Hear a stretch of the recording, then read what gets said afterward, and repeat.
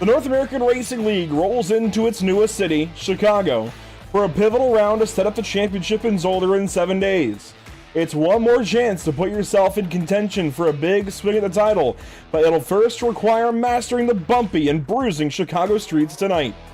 Welcome to Pit Stop TV and the virtual Chicago, Illinois. My name is Andrew Cardinale IV with Zach Lindgren alongside, and it's a pleasure to join you for continuing coverage of North American Racing League GT3 Season Number 8.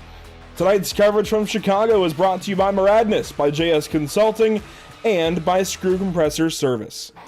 This is going to be fun, Zach. I think we said that a lot. I particularly say that phrase a lot. That's one of my, I think, most common phrases I say on a broadcast, but I really do mean it this time. Chicago Street Course, just like Portland last week, is a relatively new course to the world and iRacing. So, Chicago, brand new to the world, was introduced in 2023. Of course, Portland dates back 60 or so years, but both are brand new to iRacing. Both are showcased here this season, and this is going to be a lot of fun. This is a new street course for this series. Usually we bounce between Long Beach and Detroit. This is a new one for these guys, and they have been complaining all week long about how difficult it is. Yeah, and I mean, this track does produce its fair share of difficulties. I mean, it's very, and I feel like we've gone over this a bunch of times maybe in the last few weeks, but it is a very narrow track. It's difficult to pass just because of it is a street course. There's no runoff. All you get is, after runoff, is a wall. So that's something that these guys are going to have to take into account. Each run is going to mean that much more just because of how much track that they get to work with, how narrow each corner is. So each run, every opportunity of passing is going to be huge. As we look at the track map, you can see turns 1, 2, 5, 7, 11, 12. These are all very, very hard 90-degree turns, both to the left and to the right. And some of these corners do set up some passing lanes, but it's just a matter of how well you can get through those corners to set somebody up. So those are parts of the track that we're going to have to keep an eye on tonight. But no, like you said, Andrew, relatively new, but I'm still very excited to see how this turns out. And this kind of shows you as well the street names that these guys are racing on. So they'll start on South Columbus Drive, heading straight to East Balbo Drive. It'll be a hard left-hand turn there, then a hard right-hand turn onto South Lakeshore. A nice kind of bend at turn 3 into the harder turn 4 and 5 complex. It's very fast. It's very inviting to go deep into that corner complex, but you've got to be very careful and tiptoe through there. It's very narrow, very bumpy, and can easily upset the car on East Roosevelt before you head down South Columbus the other direction to the other side of East Balbo Drive. Then it's East Congress Plaza around turns 7, 8, 9, 10, and 11, and that is a very quick, very narrow, very bumpy carousel section from 8 through 9 and 10, and then of course 2 hard right-hand turns at 11 and 12 to head you back onto East Jackson and South Columbus to wrap up the lap. It's going to be very hard on these cars tonight. Of course, we don't have to worry about mechanical failures, but these drivers still need to be careful. They can upset the car handling and easily put them in the wall here tonight. A look at the points coming into this evening's race. Paulo Goday is squarely on top of the championship, and I think we can safely say now, Zach, it is a two-man race between Paulo Goday and Scott Kimbrough, both winless, taking the David Schwartz approach, winless this season, looking for a championship. Yeah, we were documenting it last week, Andrew, at Portland, with Scott Kimbrough kind of falling behind, a little bit behind Paulo Goday out on the track. I think he finished both the total of maybe 5 cars through the key and through the feature race, about 5 total cars behind Paulo. But I mean, that's just enough for Paulo to really start spreading out this lead a little bit, especially with 2 races left, this one and Zolder next week. So if there's any kind of fight that Kimbrough needs to bring to Goday, it needs to start tonight. It's going to have to be an outscoring effort of at least 10 to 15 points from Kimbrough to get even close to Paulo Goday, to get close enough to strike next week at Zolder. Of course, these guys have drops, so these points aren't always final. It'll change a little bit depending on where they finish and what race becomes their new drop race. So that's something to keep in mind with these point standings. But as they stand right now, definitely, Scott Kimbrough has got a lot of work to do here this evening at Chicago. Over to Division Number 2, Armando Aarons has a very similar gap from first to second. Armando's got a couple of wins this season over Andy Ray Miller, who's got 3. Dean Kerr also in the fight. Beyond that, I don't really think Anthony Land is close enough But certainly beyond him, nobody else has a shot at this Division 2 title. It will be one of the top 4 drivers for sure, and Armando Aarons certainly looks poised to take it. He's been good as of late, but hasn't necessarily been stellar. It's been interesting to see exactly who's good and who's not down here in Division number 2 on any given week. It feels like it changes up pretty often. So I think anybody in the top 10 or so is definitely capable of winning a race. And even a few outside of the top 10 capable of winning a race, but it's just a toss-up really of who's actually going to go through and get to victory lane in this second division of racing in the North American Racing League. But again, it comes down to kind of the top 3, maybe 4 here for the championship. Certainly beyond Anthony Wayand in 4th place, nobody within close enough range to take the championship this season. So you're watching those top 4 as they sit. That's Division 1, that's Division 2. Zach, a look at the schedule and how we got here. Chicago, race number 7 on the calendar. It's just Circuit Zolder next week, home of DTM. Going to be a lot of fun as we look to close out season number 8 of GT3 racing here for such a fantastic league. Yeah, and I feel like Zolder is just a fantastic way to end it. I mean, obviously we've gone through a bunch of testing tracks.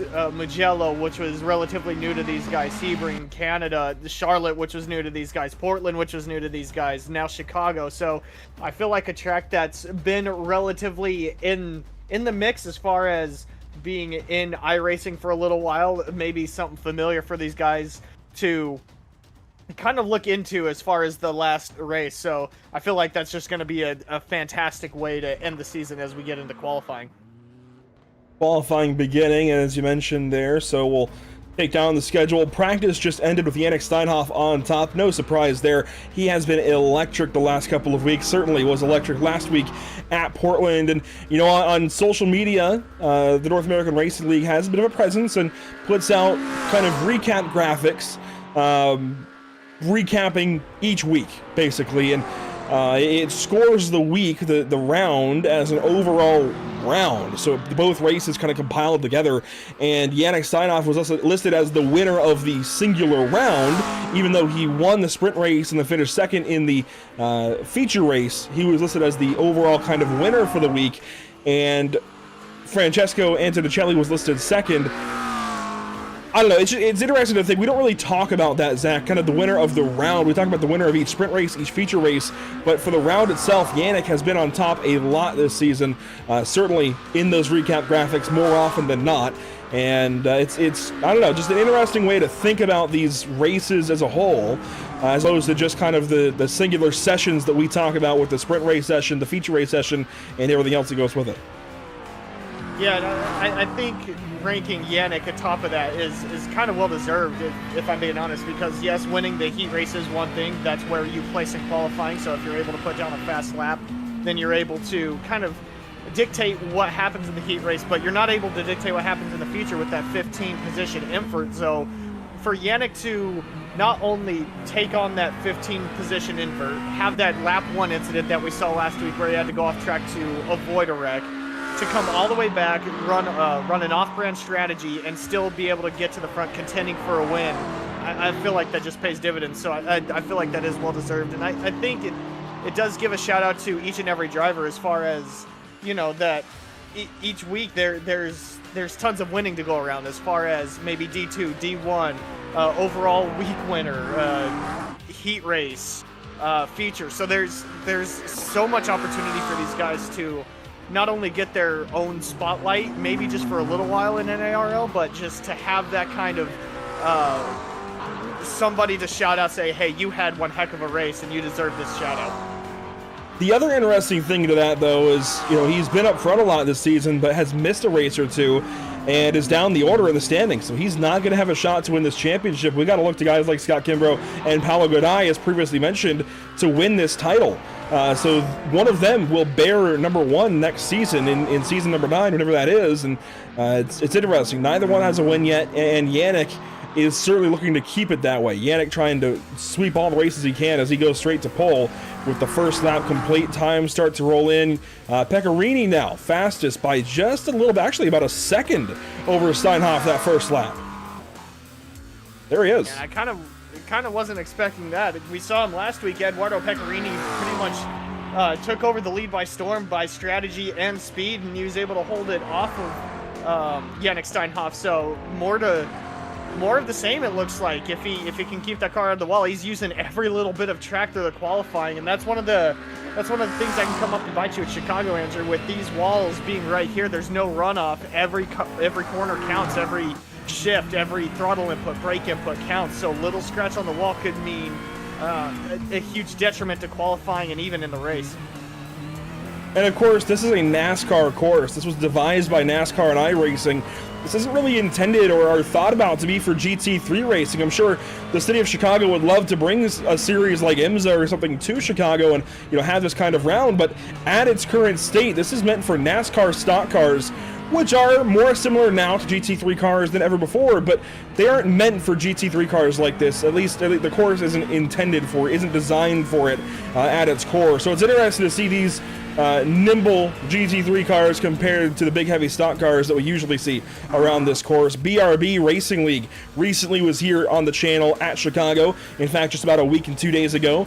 Definitely a stark contrast between those racing cars and these cars. Pecorini faster there on lap 2. Steinhoff picked up, but not enough. He is still second. He's about 4/10 off of pole and down in Division 1. Much like in practice, Anthony Wayand, top of the board. Anthony Wayand looked like he had a pretty good practice session, to say the least. I think he was on top of everybody in Division 2 through the practice session, and I think right now everybody's just, even through that practice session, maybe in the qualifying, just getting an understanding of what these cold tires or what these tires do to warm up a little bit around this track. And again, we keep harping on it, but there's no runoff. There's no way to be able to run your car off should you make any kind of mistake. You're right in the middle of everything. So cold tires, GT3, it's a very narrow track. You've really got to be on your game. So these guys, I think they're kind of testing it a little bit here to see how far they could push it, so to say. But right now, Eduardo Pecorini and Anthony Wayand at top of their respectful classes, and not really. They're able to pretty much gap everybody that's in their class as well. Yeah, Wayand has got about a 10.5 gap back to Alex DeMarco. Steinhoff, though, now fastest. Pecorini, though, one-ups him. Look at that. Wow, back-to-back quick laps from Steinhoff and then Pecorini. That's going to set Pecorini up for a front-row start, I'd say, for sure at this point. Scott Reister, the one Division 1 driver that has not yet qualified at all. Paulo Goday goes third quick on his final lap of qualifying. Certainly worth noting, as he and Kimbrough look to start on the same row here when the race gets going. And about a down off right now. Sorry, down in Division 2, things have changed. Andy Ray Miller now sits on top of Division 2. Anthony Wayand now drops down to second place in Division 2. Dean Kerr third, Alex DeMarco fourth. That is big, not only for the actual start of the race sack, but also for points. If you remember, Andy Ray Miller kind of in that second spot and trying to strike on Armando Aarons, who is down in fifth in class, 13th overall in qualifying. And I think as the season has progressed, we've kind of noticed that, you know, if you're in D2 or if you're around that middle part of the pack, it's the biggest benefactor to you. If you can go out and take that D2 victory in the heat, you're usually around somewhere from 8th to 12th, so that invert doesn't really affect you as much. Whereas if you're, if you don't get the win in the heat and you're around that 13th to 15th range in the Division 2, you know, you're going to get that big jump, but you're going to have a bunch of hungry D1 drivers right behind you. So with Andy Ray being right here, sitting on pole, I think this is going to be a fantastic position for him as far as the points go. If he's able to hold this position, again, very narrow track, a lot could happen. This track has been notorious for getting blocked at some point, so a lot could happen. But right now, Andy Ray Miller kind of taking destiny into his own hands by setting the quick lap. Meanwhile, for Jose De Leo, he was in the top 3 last week at Portland. Here at Chicago, 8th right now in class, and I think just got the wall possibly on the right side there coming through turn 10. Maybe he dodged it, but it was awfully close. Regardless, struggling a little bit here in qualifying, looking to move up the order here on this final lap of qualifying. We'll see what car 24 can do. Back on power all the way to the start-finish line here. And Jose De Leo, that lap, that time does not seem right, but he will go no faster.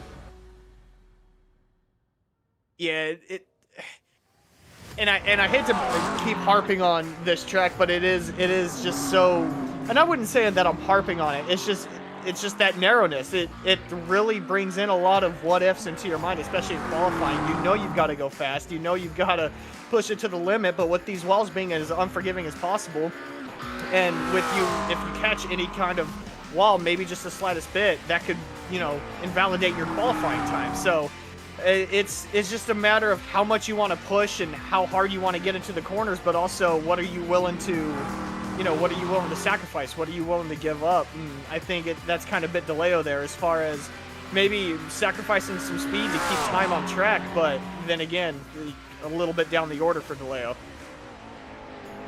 Still wondering who parked that lift in front of our camera there for the fan cam portion of what we've got to offer here with Whiplash Sim Cams, but a unique look at some of the perspectives around the Chicago street courts. You're watching Billy Bowerman run out the distance of his qualifying effort. He's into extra laps now, so just kind of running for extra practice.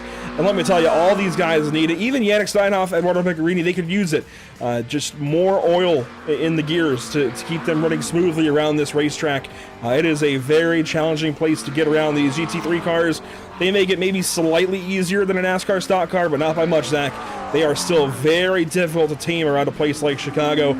This is definitely, I don't know what the future holds for the Chicago street course, as it's no longer on the NASCAR calendar, moving into 2026, maybe for 2027 and beyond, but I certainly would love to see this course come back in some capacity, because it definitely is a fun one to get around. It's difficult and gives a lot of challenges, but that's it for pre-race. Let's get right into the grid then for our heat race, our sprint race this evening. Of course, if you take a look at the Whiplash SimCams race details first, we had that 60-minute practice session, that 10-minute qualifying session, and now we run into a 20-minute sprint race followed by a 40-minute feature. Fixed setups all around, 45% fuel load, 15 incident limit, then every 5 thereafter will be another penalty. So this 20-minute sprint race will set everything up. Of course, there is that 15-car invert, which will be most of the field here tonight, as we have 22 cars on hand. Going to be interesting to see exactly who starts where and how that impacts the rest of the day. Zach, let's take a look at the Lucky Performance starting grid. On pole, Eduardo Pecorini in that 47 car, just beating out Yannick Steinhoff in qualifying. They will share the front row ahead of championship competitors Paulo Godai and Scott Kimbrough.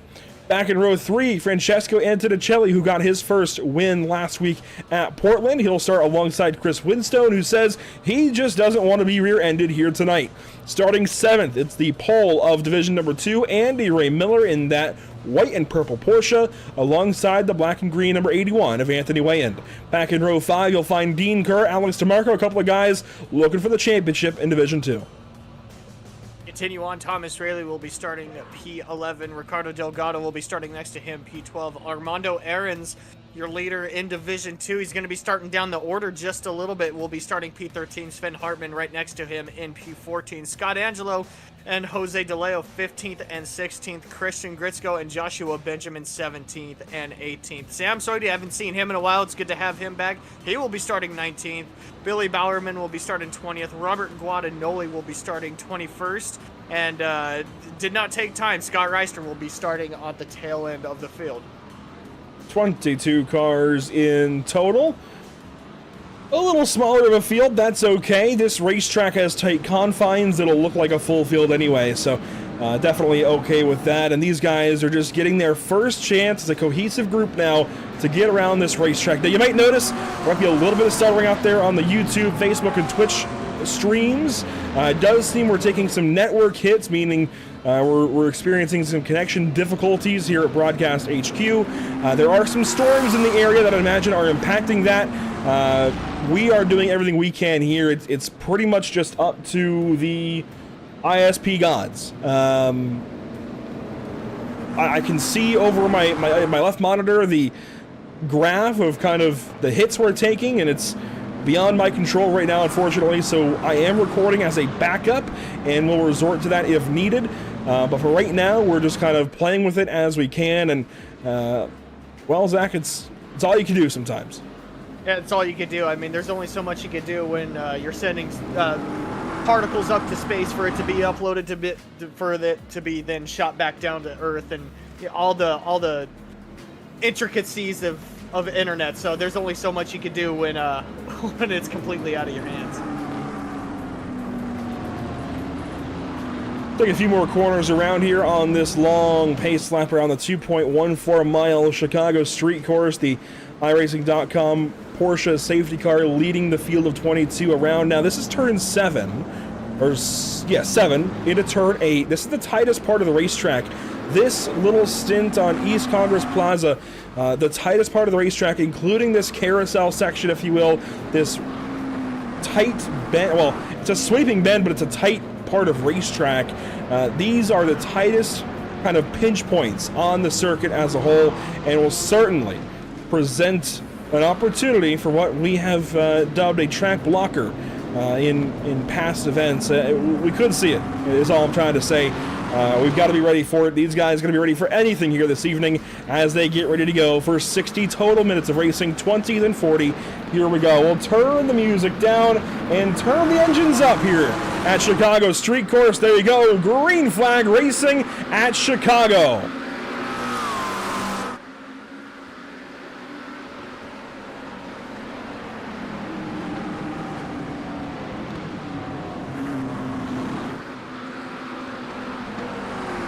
Bit of a disjointed start at the front. Everybody got single file very quickly, but now getting in line and out of turn number 2 down to turn 3. The first sweeper of the lap underway.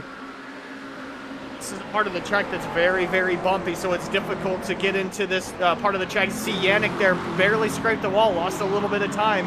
The part of the track's really bumpy, so it's difficult to get into the brakes, difficult to get in there fast, and difficult to get on the brakes. And I think we saw it by Yannick just a little bit there. He had a little bit of pressure from Paulo Gadai, nothing as of yet, but this track very, very bumpy as well. Been talking about it since the start of the broadcast. Bumps galore here at Chicago, much like Sebring, somewhere we went earlier this season. A very bumpy season here in season number 8. Through turn 9, now turn 10. The lead for Eduardo Pecorini looks pretty good, about a half second out front of Yannick Steinhoff. That's all you got to do here at a place like Chicago. It's hard to pass, get out front early, hang on to it the rest of the way.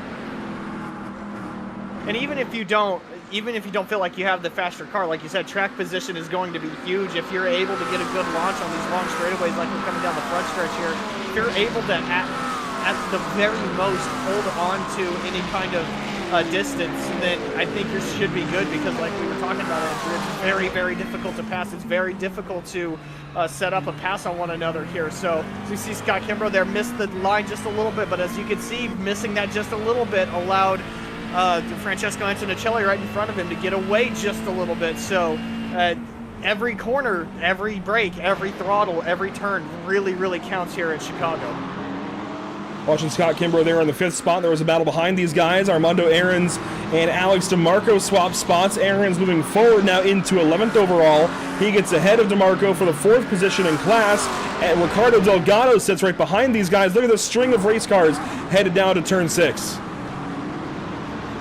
This is one of the things that we were kind of concerned about last week at Portland, where if everybody gets strung out like this but stays relatively close, one mistake from anybody in that group can really, really cause a huge pileup. And these guys here putting it out on the line, you see the car swing out hard into this long sweeping left. So just with that line being, or with that being in mind, these guys got to really be paying attention to not only their cars but to everybody else around them. Watching from these cameras around this racetrack, the static cameras really tell a story here at Chicago. Eduardo Pecorini faster that lap. Now Steinhoff goes faster, and there's a battle sparking up for the 3rd spot. Paulo Godai with pressure now as Scott Angelo's turned around. He's got a problem on the front straightaway. First issue of the night. Yeah, I think this is just a matter of maybe just getting on the throttle a little bit too hard here coming out of the corner. Yeah, it just, the car stepped out, tried to get on the throttle, noses it into the wall. It's probably going to be a little bit of damage. It didn't look like too much, but still, just one of the things that could bite you really, really quick here at Chicago. Battle now in the middle of the field in Division number 2. Sven Hartman, Christian Gritzko, Jose DeLeo. This is the battle for 6th, 7th, and 8th on the racetrack. We can't go too far, though, from that fight for 3rd. It's starting to spark up even more. Gudaya has backed up a little bit to Antonicelli, who was putting pressure on him early in the lap. Kimbrough now draws closer to these two, and we could have a 3-way fight between some McLarens here for the middle of the top 5, middle of the top 10 even. Ahead of these guys, Steinhoff has actually backed off of Pecorini. Oh, and right there, Steinhoff, I just clicked to him on my sim. He got into the wall a little bit here coming onto this last few corners. He got into the left side wall, that McDonald's wall, if you will. So he's going to lose a little bit more time on Pecorini. And that's just another matter of this track. If you want to be able to contend, you've got to keep this car clean. You've got to keep it out of the wall. This wall will suck you in quickly. So right now, we saw Yannick drop off about 3/10. He's still within a second on Pecorini, but he did drop off nonetheless. So now it's just a matter of hoping your competitors mess up. You try to keep your line and your car as best as clean as possible, but if you don't feel like you're as fast as them, you've got to hope for competitors messing up. On board with Yannick Steinhoff, turn 4 there, very tight. Turn 5, maybe even tighter. Steinhoff, nice and tidy, though, through those couple of corners. The gap ahead now sits about at 0.6 of a second, so he's drawing back up to Pecorini as the corners go on. This, by the way, lap 4 of an expected 15. No pit stop needed in this first race of the day, but a pit stop certainly required in race number 2 as Steinhoff gets even closer. He's really good under braking. He can really attack these corners. But, of course, you mentioned it a lap ago, Zach. He got the wall a little bit. Is he overstepping those bounds just a little bit? Got it again. I think right now he's just trying to learn those bounds. We kind of documented it last week. Yannick is really, really good into the corner, and Eduardo Pecorini is really good out, and I think that's showing itself again here tonight. So it's just going to be a matter of how close somebody like Yannick can get up to somebody like Pecorini. If you're going to have a chance, it's going to be inside a braking zone. You're going to have to get somebody like Pecorini to step out just a little bit to where you can take advantage. But right now, again, Yannick barely taps the wall. That's not going to be as detrimental as what we've seen in the past from him, but again, gets into the wall. So obviously he's trying to get everything he can out of this car, but it's just not paying dividends for him. So Steinhoff backing off just a little bit now, things stabilizing around the field. There are some other battles on the racetrack, including here, Jose DeLeo on Christian Gritzko. This is for the 7th place in class. Joshua Benjamin just knocked the wall down out of turn 2. Did you see that? He tank slapped it, if anything. Yeah, I mean, and that's one of the more this track is so deceitful when it comes to how much speed you can carry. You think you can carry so much more. You think you can get into the corner a lot more, and it's just, when you do that, you overstep that just a little bit. And obviously with Joshua Benjamin there, gets into the wall just a little bit, maybe just a little bit of a learning curve, maybe trying to get an understanding of what his car needs while being behind other cars. But that little overstepping can really pay a heavy toll there. Watching Joshua Benjamin run ahead of Billy Bowerman and behind Samsoid here towards the back end of the grid. Again, 22 cars. They're all still rolling, and all within 30 seconds of when they're nearly halfway in this race. That's a pretty solid stat line so far in this show. In the wall, pretty good, was Bowerman there, just ahead of Scott Reister. Reister started from the very back of the field, 22nd of 22, and has made a few passes. He's up to 19th now, passing Billy Bowerman. So nothing. It's not a show-stopping performance necessarily, Zach, but he is moving forward as a couple of cars run at the back of the field. Those are Angelo and Guadagnoli. Both, it seems, coming to grips with this circuit, and both at the back end of the field. Angelo, though, might have something for Guadagnoli here. Good run through turn 1. Maybe just a peek here through 2. Nope. He's going to back out from Guadagnoli, and Guadagnoli's going to get a huge launch through turn 2. That's going to be about 3 or 4 car lengths. And that's very, very difficult to make up at Chicago if you're running the same pace as somebody. That 3 or 4 car lengths, you're going to have to chew into a couple laps trying to get that back if your competitor doesn't mess up. But here gets in a little deep. Guadagnoli stays a little on the softer side through that corner. I think if there was any contact, very minimal, but now side by side coming in through this long backstretch. And that is where Scott Angelo will make the pass, so he gets by for 21st. Up ahead, Jose DeLeo still hounding Christian Gritzko, and this is where we're seeing some of the more front-engine cars in the field. DeLeo really sideways there. Did you see that, Zach? He had a handful.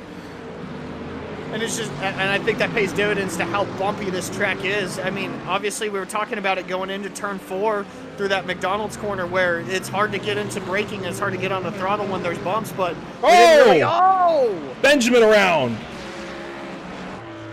He'll get that Corvette turned back around. The one Corvette in the field this season. Unfortunate to see for Joshua Benjamin. He was joined by Ricardo Delgado over in the Corvette camp last season, but this season, the only Corvette on the racetrack. And let's take a look back at exactly how that happened. You'll see right here, DeLeo got loose ahead. Benjamin was doing just fine, but then off of corner number 12, got loose and couldn't save it. Couldn't keep it underneath him. He was following Samsoid and was ahead, I believe, of Billy Bowerman and Scott Reister, and then right here just took him up the wrong way and went for a spin. Really upsets the car, especially when you're trying to get back on the throttle. All that power is at the back wheel, so if you hit that bump just the wrong way, the power is going to go any which way.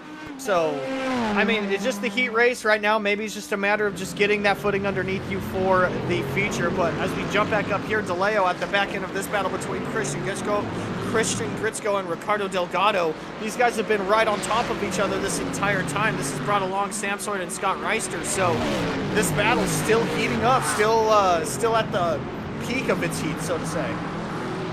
Some of these angles are almost comical of how much these guys are going over the bumps. That shot in turn 10 was my specific favorite, I think, and we'll get it next lap around, but seeing these guys go over the bumps, the transitions through these corners is just insane, because you can tell if these guys were actually in these vehicles, they would have broke backs by the end of the race. But Ricardo Delgado, Christian Gritzko doing some battle here. There is a battle sparking up ahead of these guys for the race lead in Division 2. We'll cover that here shortly as everybody taps the wall out of turn 2. Everybody in the line just hit that wall.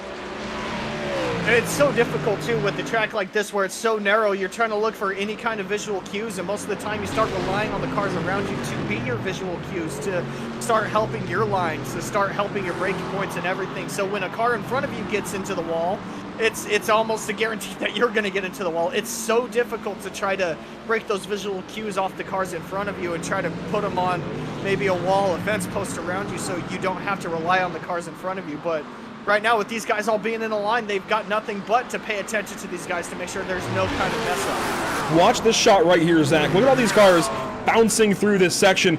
This is what I find almost comical. This section of the racetrack, the bumps they go through, I mean, they are bouncing all around. This is big.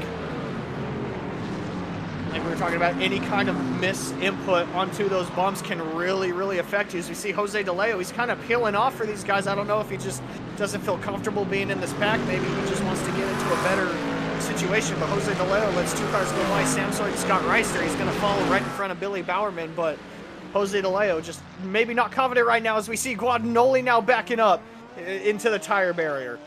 Problems for Bob Guadagnoli. Let's go back and see what happened to driver 640. He had gotten back ahead of Scott Angelo, so I'm assuming there were some kind of problems for Scott at some point, and then Bob got in here and just got in deep at 11, and thankfully Angelo got by with no issue.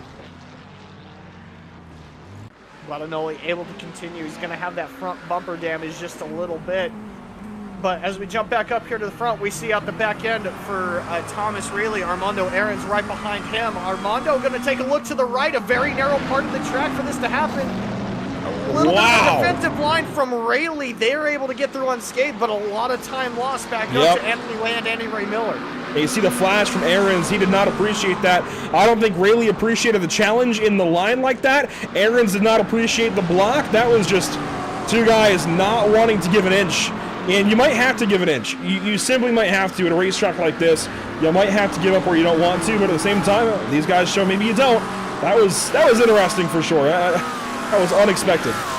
Yeah, that was very unexpected, especially from somebody like Thomas Reilly, who we've seen be one of the cleaner drivers. And I'm not saying the block was dirty by any means. He had every right to block that position. It's just, like you were saying, Andrew, maybe just the positioning on track wasn't needed or wasn't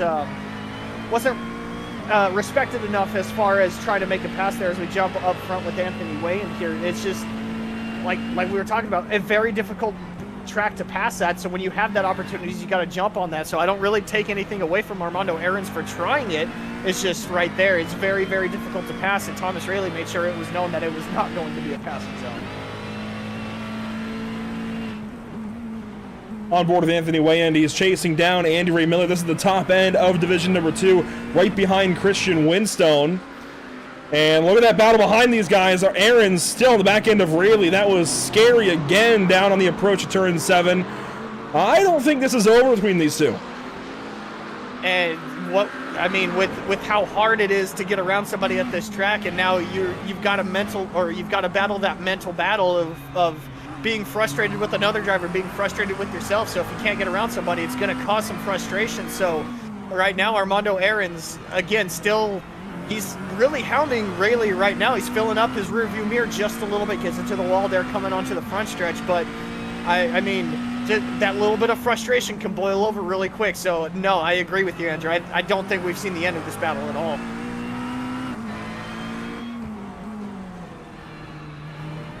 Still on board with Armando Aaron's chasing down Thomas Rayleigh. A good little fight here going on. Now you see Chris Winstone moving down the racetrack a little bit, blocking a tiny bit over Andy Ray Miller. I think Winstone wants to hang on to this. This is the best run Winstone's had in a while. He didn't get involved in anything early in the race. He's hanging on here for the 6th position overall, as the top 5 has got away by about 10 seconds over Winstone's Ferrari. And this is kind of the secondary group. We were talking about it all last week. Winstone had a fantastic qualifying effort, but it seemed like every time he had a decent starter, every time he had a decent position, he was just involved in something that didn't involve him. But with him kind of leading this train right now, I feel like if you're in a position to where if you want to keep your car clean and people are trying to get around you, sure, you don't want to lose out on those positions, but you also want to keep your car clean. You want to be able to finish, start creating that positive momentum. Winstone right now about a car length in front of Andy Ray Miller. Oh, Andy Ray Miller bleeps just a little bit there. He's back now, but that car length in front of Andy Ray Miller it's growing and shrinking with every corner. Meanwhile, Wayand keeps getting closer to Miller. So Miller needs to go. He needs to get by Winstone, if at all possible, to secure this win and add a couple of points between himself and Wayand, and just himself and Aaron's. I mean, Aaron's is only a couple of spots behind these guys, and Armando's doing everything he can to get by Rayleigh to get up to them. If you look back at the Division 2 points, as Winstone moves again here, Division 2 points on your screen, Aaron's leads by 25 over Andy Ray Miller and 35 over Wayand. These guys are trying to dig themselves out of a hole big time, as there's a crash, it seems, at the back. Delgado and Reister in trouble. Take a look and see what happened back here in the back. This is Ricardo Delgado on Christian Gritzko to turn 1. Gets in deep.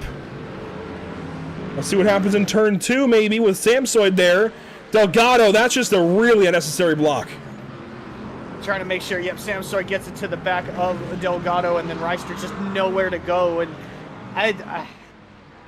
I mean, again, it's very difficult to pass at this track. So any opportunity you have, you've got to take it. So I don't blame Samsoid for trying to make that. And I think that goes the other way. It's very difficult to hold on to positions like this, and it's just like you're saying, Andrew. Man, that. If you would have came over a couple more lanes, I feel like that block would have been acceptable, but to block all the way down at the wall and hold it, that one questionable. Questionable for sure. I go back to self-preservation. I've been talking about that a lot recently. Here at Chicago, last week at Portland, the other day at Talladega even. I mean, it's just, do you want to take that risk? You know the car behind you is going to try to find a way by. Do you want to take that risk? I don't know that it's worth it, because now you're out of the race if you're Ricardo Delgado. I mean, otherwise, you could still be in it. So I just don't know that risk was worth taking. Do you want to lose one spot, or do you want to lose several, you know? And I mean, it's that mental battle. Oh, Reister got a little bit of a bump from DeLeo there as well, but it's just that mental battle, because you saw him, he was going to get up there and start battling with Gritzko. He was going to try to take that position, but because of how awkward that entry was into turn 1, he was going to lose a position because of it. I think it's just that mental hurdle that you got to get over, of that acceptance of possibly losing a position if you try to take a position. It's all a matter of when and where you pick your battles. So when you're in those trains like that, you've really got to understand that if you've got the car to pass somebody, you've got to make it quick. You've got to make it well known. Meanwhile, taking a look at Eduardo Pecorini inside of 2 minutes to go. This is likely the 2 to go moment for these drivers. And Pecorini still leads by nearly 2 seconds now over Yannick Steinhoff. I think Yannick has kind of recognized that game meets game in this case. Eduardo has put in the work, has got the pace to deal with him here. And frankly, this might be a track position kind of day. I mean, we have seen some passes work, but not many throughout the balance of the field. So this might just be somewhere that you have to settle in quickly and hold your position the rest of the race. In this case, Pecorini has done that. I think Steinhoff has recognized that and decided to stop pushing. And one of the things that, not concerning me, but is going to raise a huge question mark as we get ready to take the white flag here for Pecorini and Steinhoff is the fact of being able to pass. These guys have been able to push out a 10-second gap from first and second back to fifth. They've been able to push out about 10 seconds, 15 seconds from there. So with these guys getting ready to take this invert here, these guys obviously got the speed over the entire field. Now it's just going to be a matter of how quickly they can get to the field as we take the white flag in this heat race. So that's my biggest question mark right now, just to see how quickly these guys are able to flow through the field. It's going to be a bottleneck at the start for sure, Zach, but we've come to expect that with the invert, and I think that's part of the format. It's exciting, it's a lot of fun, especially those first couple of laps, and then it's interesting to see who can overcome the disaster, start that sometimes happens for select few, right? I mean, every once in a while, we just have somebody have a disastrous start and they have to come back from that, and that's a lot of fun to cover that storyline over the next 35 or so minutes. Could we see that today? Who knows? As we ride on board with Francesco Antonicelli chasing down Paolo Godai. I feel like these two have been chasing one another, or I guess Francesco's been doing the chasing of Paolo all race long. Over the course of 20 minutes, has not been able to do anything to get up to Paolo in this case. This is a case of maybe dirty air doing a little too much. There's some positions moving around at the back of the field. Scott Angelo goes by Billy Bowerman.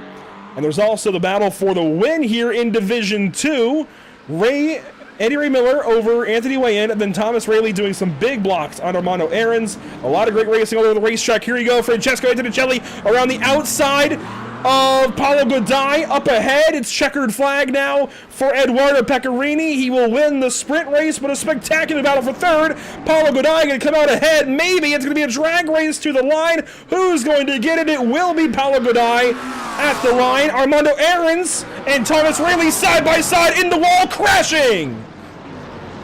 And I was gonna mention this. Armando Aarons, Thomas Rayleigh, Anthony Wayan, they went 3 wide through that little bit of a carousel just because I believe Anthony Wayan took the wall. We're going to see Andy Ray Miller take Division 2 win here, so that's going to be huge for his points. Thomas Rayleigh will finish in front of Alex DeMarco and Anthony Wayan and everybody else in between, but we see a little bit of contact after the fact. Some drivers maybe not happy with one another. There's Armando Aarons coming down to the end of it. I actually didn't even see the contact, Zach. Who made contact with who there? I was switching cameras right when it happened, I think.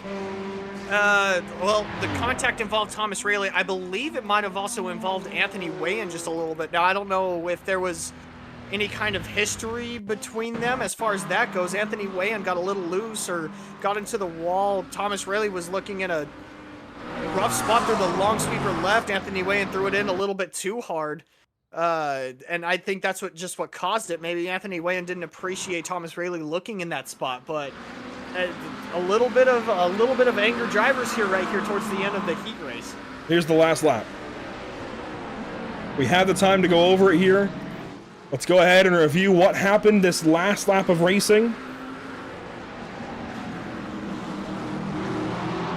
Now, with everything that happened here, this is a huge break for Andy Ray Miller just because that involved Armando Aarons, that he was able to take a couple extra spots with Dean Kerr and Sven Hartman getting around Armando Aarons right there. So this was a huge break for Andy Ray Miller, but with that being said, that's going to put Armando Aarons pretty much towards the front row for this invert. As you see here, Armando takes a look on Rayleigh. Rayleigh throwing that block right here in the middle of the track.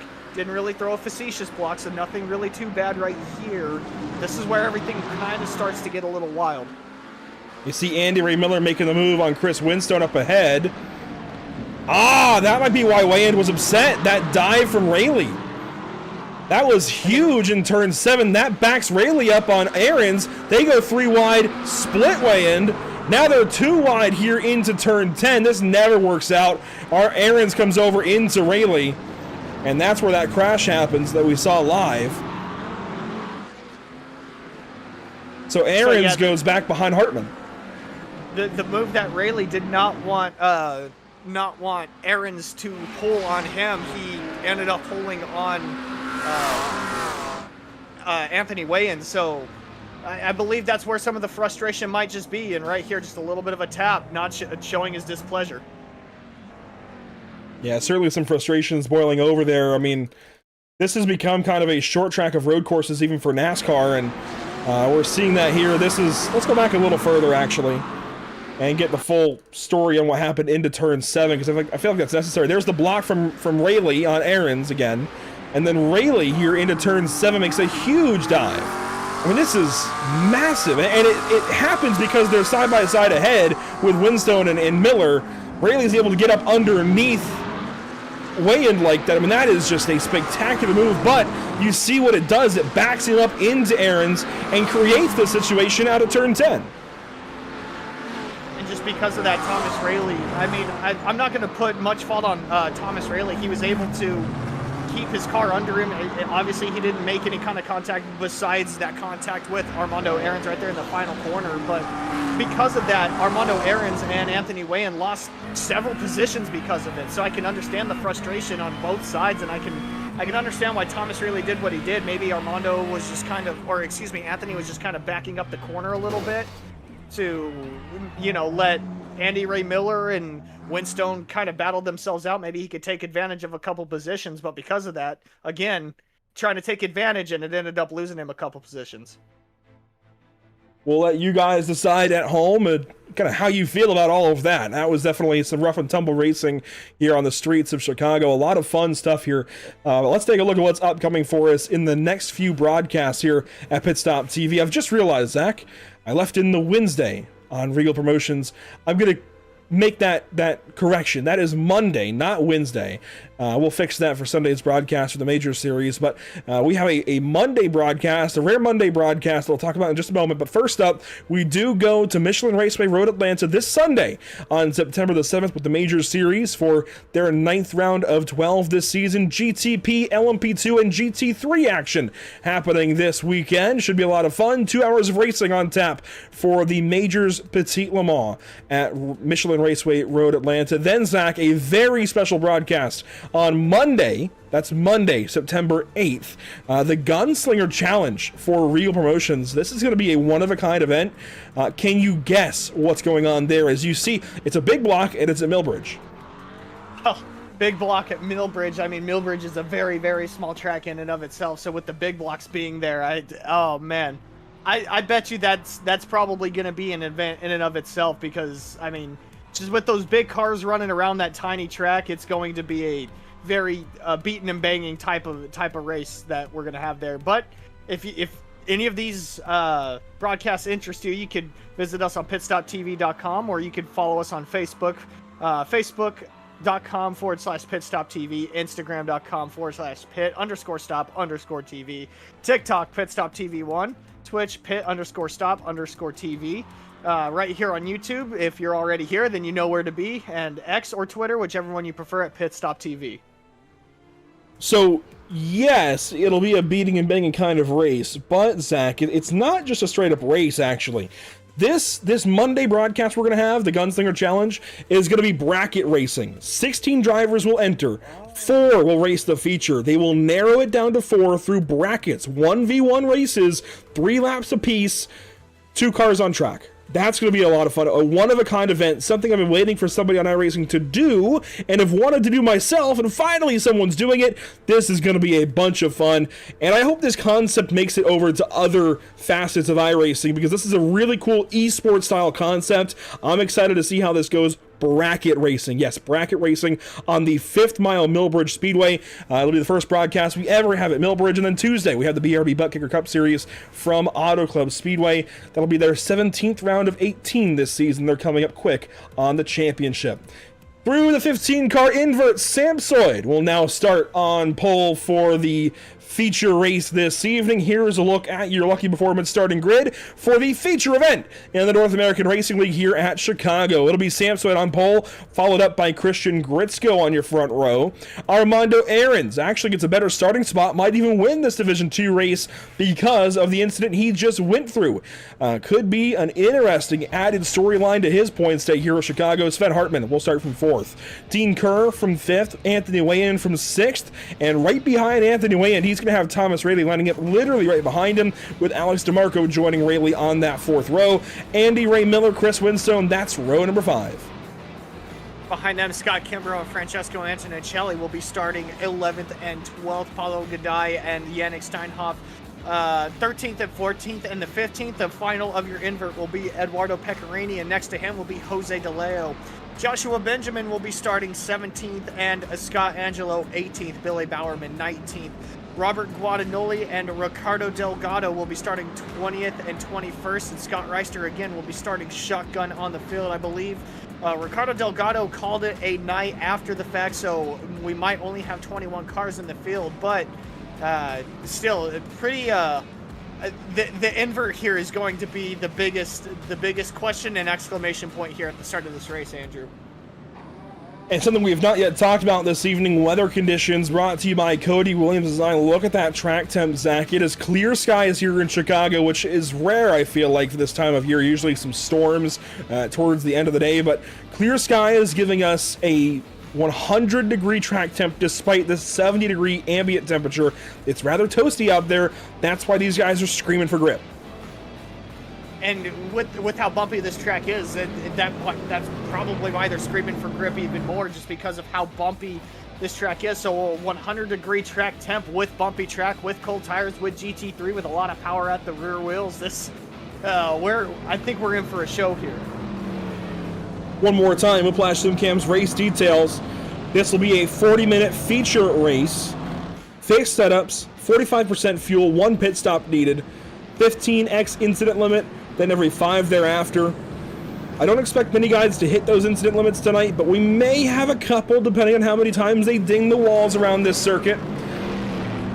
Going to be interesting to see as they work around. We'll watch on the fan cam here for just a moment, Zach. I know we don't usually do this. Maybe we should get in the habit of it, but do you have a pick for this race? I mean, can you make one? This is going to be crazy. I feel like you can pick one, and I'm early pick. I'm going to have to give it to Sam Soyd. He was able to run with some of these guys up front that are up front currently, and he was able to keep pace with them. But now that he's going to have the track advantage in front of him, it's going to be very difficult for everybody behind him to pass or get around him. So right now, early race pick, I'm going to have to give it to Sam Soyd. I'm going to go with Sven Hartman. I just have a feeling, Zach. I don't know why. I have a feeling something's going to happen between these guys up front. Let's see what happens here. Green flag is out of Chicago. It's the feature race for the North American Racing League with a big block from Christian Gritzko down to turn number 1. That is Armando Aarons up the inside. He's going to dive at turn 1 and make the pass. Gritzko now goes right back by. It's a straight-up race with a crash now at turn number 1. One around. That is going to be Alex DeMarco. Everybody gets on by. Everybody gets on by, but Alex DeMarco has to pay the price for it. Spins out of turn 1. Gritzko and Armando Aarons. This battle still already heating up very, very quickly. Saw Armando get a very good launch out of the final corner there on Gritzko. Gritzko defended beautifully, but he also got a little bit of a shot from Sven Hartman back there behind him. So these guys right on top of each other immediately. Yannick Steinhoff from 14th up to 10th. Eduardo Pecorini right behind him. Here they go to turn 6. Everybody hard on the brakes. Tight braking zone, tight corner, and passes can be made. We see one there. Dean Kerr loses a spot to Chris Winstone. Up ahead now, Aarons up the inside of Gritzko. Aaron's able to take that spot away from Gritzko in a very, very peculiar part of the track. We saw a bunch of problems happen there earlier. Sam Soyd able to scoot away because of this. Now Armando Aarons is going to be hunting down Sam Soyd. Again, these guys were able to put down similar lap times. Look at these bumps coming through. Look at these cars just bumping through this pretty much final piece of the track. But right now, side by side right here between, I believe that was not Antonincelli, but some of these drivers coming out of the final corner. Andy Ray Miller now going side by side.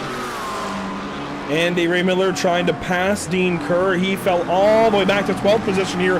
Kimbrough and Godai battling now for 13th and 14th. They were quickly passed up by Steinhoff and Pecorini, who battle ahead with Wayand around.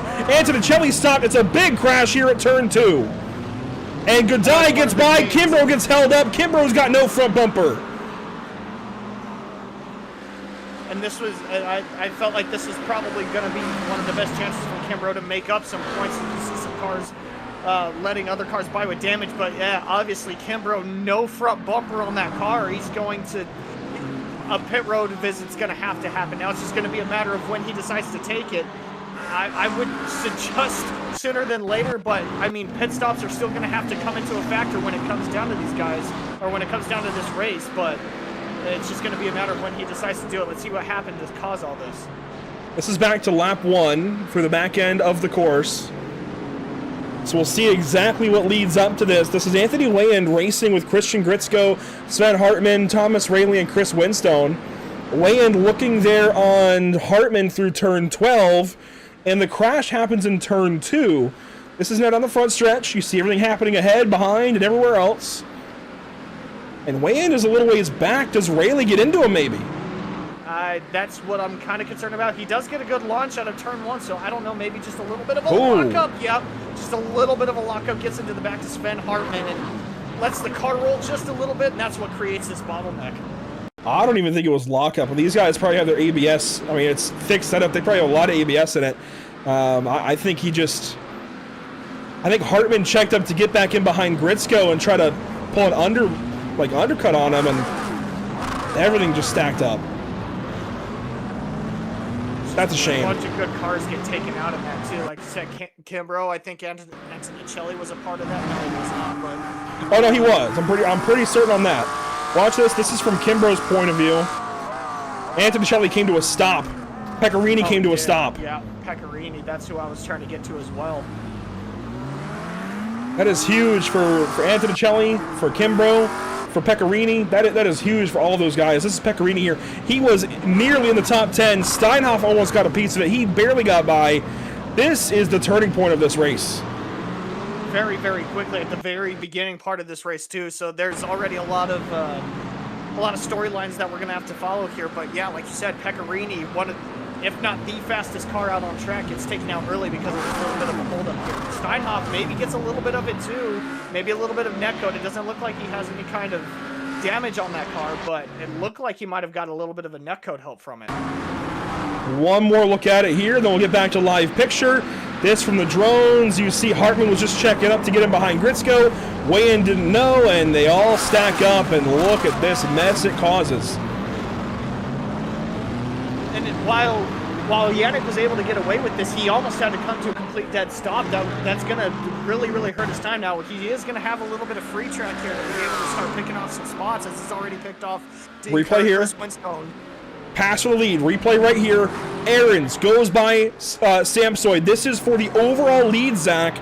This could be the day where we finally put a Division II driver in overall victory lane.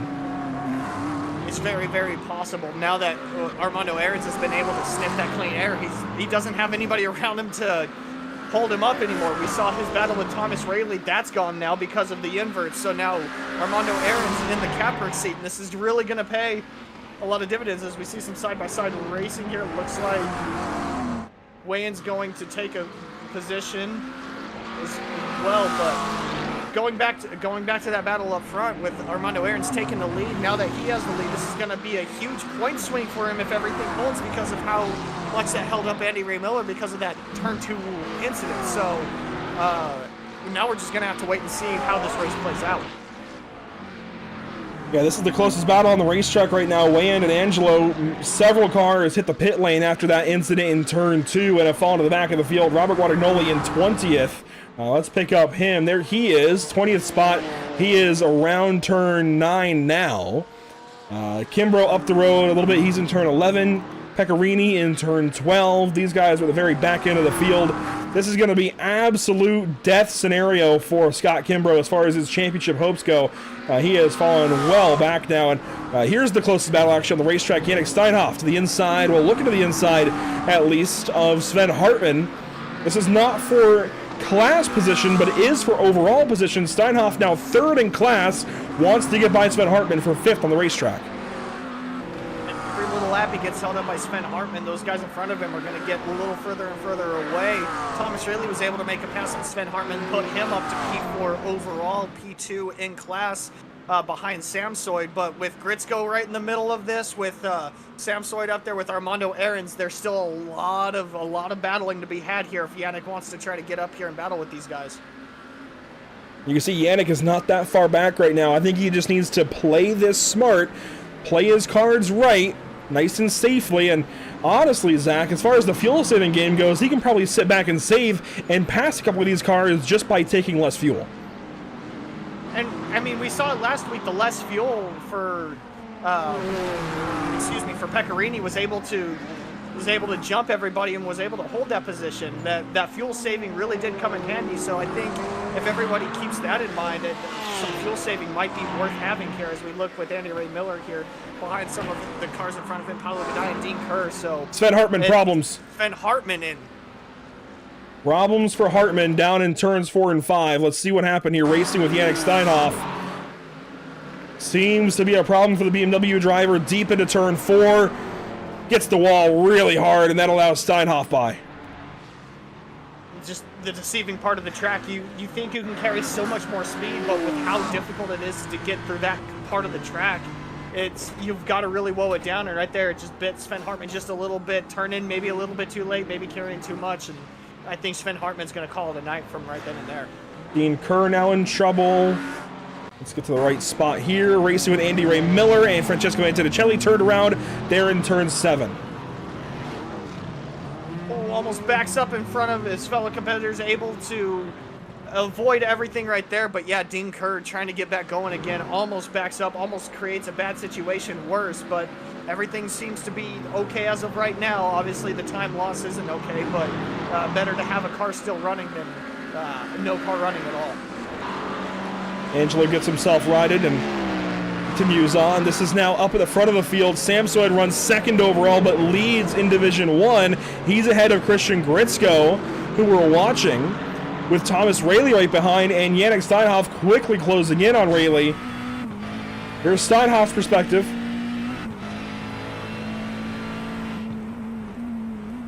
Really deep into the braking zone, and that's, I mean, I feel like that's one of the benefactors to having this GT3 car. You can get really, really deep into the braking zone. We saw it with Raley towards the end of the heat race there. Yannick's always, I feel like Yannick's one of those that likes the deep braking zone to try to use that throttle to get out of the corner, but uses the brakes very, very well. So he's gaining a little bit of time on Raley here, with Raley being right behind Gritzko, but Gritzko also catching the back end of Samsoid.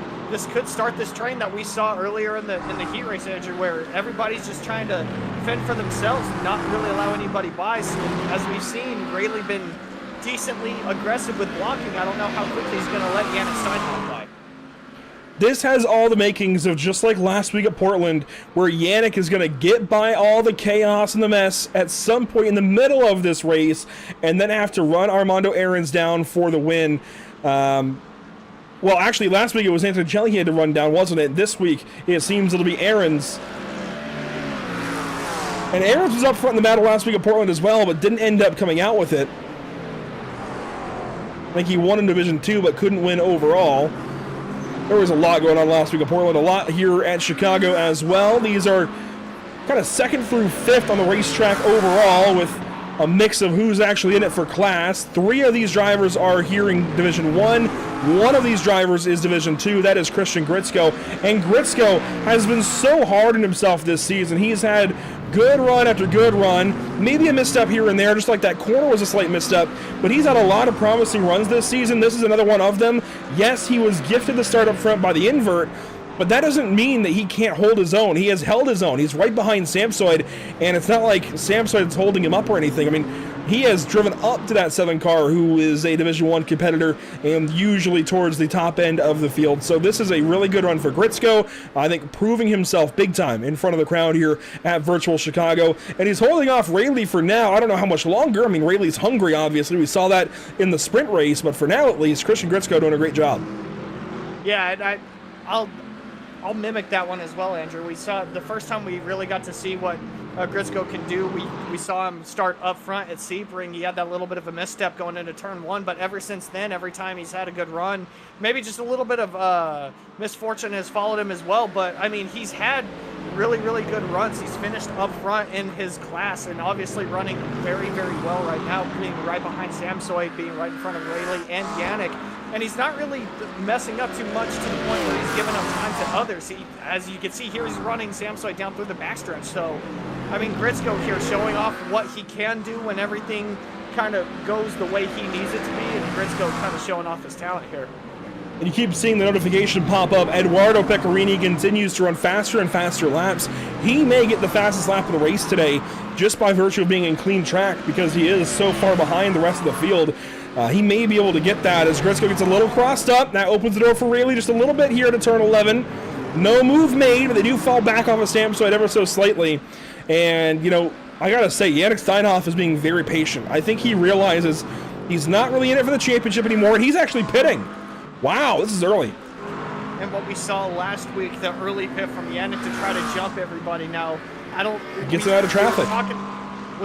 We were talking about it last week, and it does get him out of traffic, but with how spread out everybody is, I don't know how much out of traffic he's going to be with everybody as spread out as they are and the difficulty to pass around this track. So, again, I was a bit more happy to see it last week, just to see that quick stop, just to see where he gets out with everybody. But well, now, here you can see he's got one car about to pass him, maybe two. He's going to drop right in behind Dean Kerr. And Kerr's going to let him by here, it looks like, in turn 2, maybe not. Steinhoff holds back. So he's going to have a little bit of traffic. He's right there with Dean Kerr and Anthony Wayan, so he splits up that battle. I don't know. He's going to have a little bit of traffic, but nothing too bad. I mean, we were just talking about Pecorini able to run the fastest laps of the race because he's out of traffic. If Steinhoff can catch some open track, and it looks like there is an open track ahead of Dean Kerr, he might put a gap on those guys he was just racing.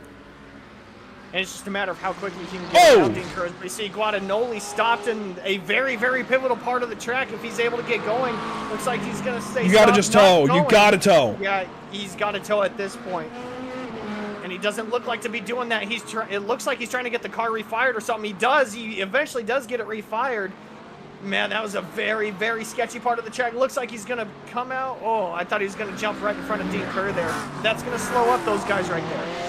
Yeah, no, I think that needs to be a learning moment, Bob. You just got to tow in that case. You're holding up guys now and you get back rolling because you've got no wing, you've got damage. That's a learning moment for sure. I understand you want to try and continue on if at all possible, but that just needs to be a tow next time. And you've got no wing. Yeah, this is going to be a situation for sure. Here comes Pecorini and Kimbrough. Antonicelli down the pit lane now. Let's go back and see how Bob Guadagnoli got in that situation.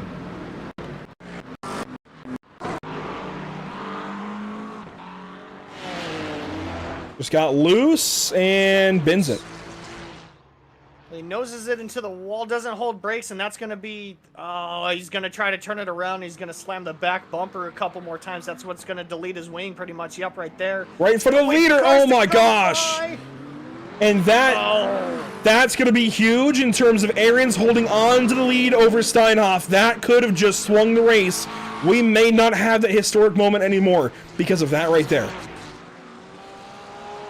I mean, Arians was running really quick lap times. He was able to pull away. I think, obviously, the gap is going to shrink because of that, but with he lost 3 seconds. Having that clean, with him still having that clean track, there's no doubt that he could build it back up, but yeah, that's a huge blow to time. He lost 3 seconds. The lap he just ran was a 1:23. That was with no car in turn 9.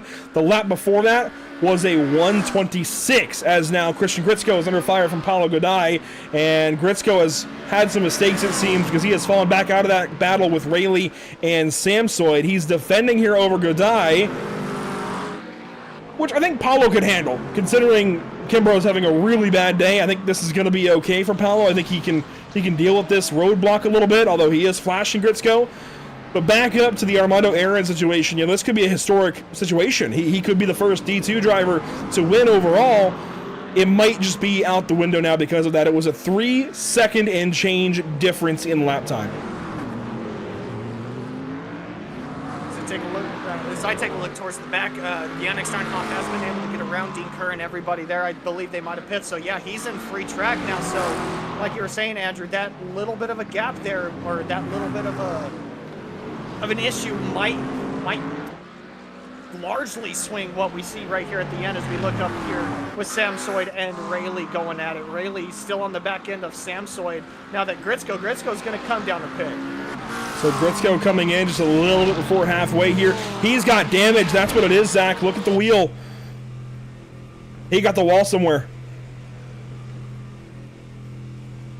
And I just noticed the left front is towed out. Yeah, I'm seeing that now too. Oh. I think this kind of dives into the little bit of broadcaster's curse again, Andrew. I agree. Let's see, he's already got that damage, it looks like there, so this has to happen down in turn 1, I would guess. Oh, he's already got it. He might have just taken an extra couple of laps before he pitted for it. He's already got the damage there. You can see the left front is just kind of, it's cambered in, it's knocked in. Trying to find the moment for Gritzko here. I think I might have found it, Zach. It's going to be in this carousel section. Is it a result of that stopped car? Maybe no. I feel like it's going to be right here, though. We've seen his car swing right there out a lot. Yeah, right there. Yeah, we saw it. We've seen his car swing out a lot. Maybe having difficulties through steering, getting into it. And right there, just finally bit him. That one rogue bump can really send your car into a bad situation. And you hate it for Gritzko just because of how well he was running up front with these guys. This is tentatively for the race lead in Division 1, but will soon be for second place, I feel, once they pit, as things have dramatically changed as far as who's going to be out front. I mean, Yannick Steinhoff, he is 25 seconds behind Aarons right now. 25. He spent 33 seconds on the pit lane. When these guys all spend their 30 seconds on the pit lane, he's going to be 5 seconds or so ahead. I mean, does that math work out for you? It's working out for me, and I mean, again, like I said, I was a bit skeptical when he first came down, especially for this track, but obviously he's proven me wrong. Now that he has this clean track, he's able to run clean laps, so he's, again, proving me wrong.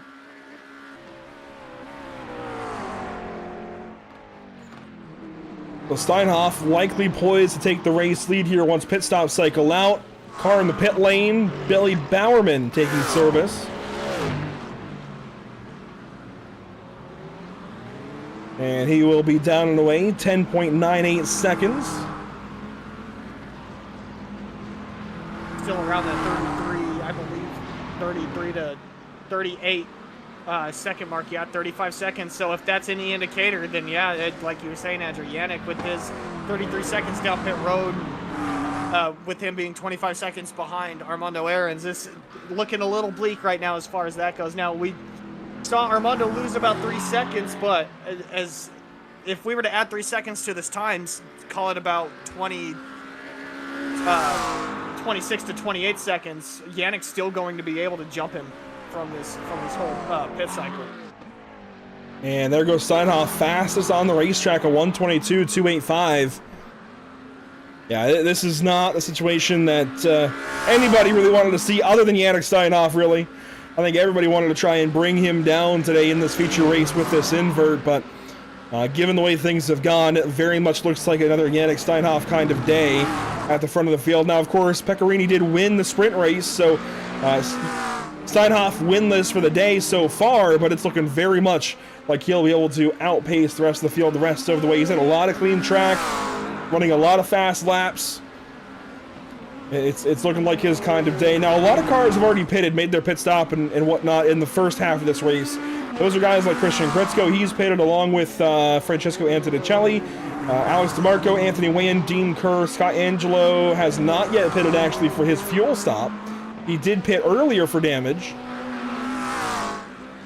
All the leaders, though, the top 8 on the racetrack as they run overall, they all still need to pit. Here's one of them, Chris Winstone. Chris Winstone was running a really good race. Andy Miller was right behind him, and they were at a decent gap to one another. So Chris Winstone, I feel like this is going to create some positive momentum for him, with him being having some relatively bad luck in D1 as soon as he got thrown up into D1. So I think this is going to be a really good race for him as far as just building some positive momentum. You know, it might be towards the end of the season, but still positive momentum nonetheless is good momentum.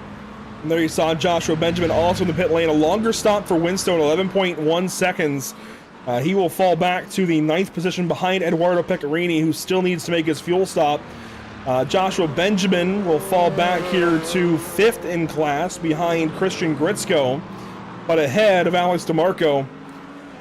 He had a 9.9 second stop, so a little faster. Kind of, I think he wants to be around the 9-second range today.